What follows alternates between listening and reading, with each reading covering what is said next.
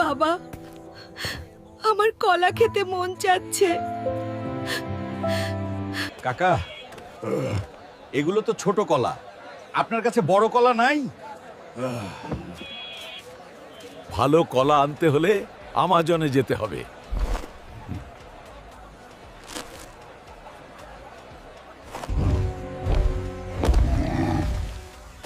এখানেই নিশ্চয়ই বড় কলা আছে। এই তো পৃথিবীর সর্বোচ্চ বড় কলা। এটাই নিতে হবে মায়ের জন্য। মা, তোমার জন্য বড় কলা নিয়ে আসছি।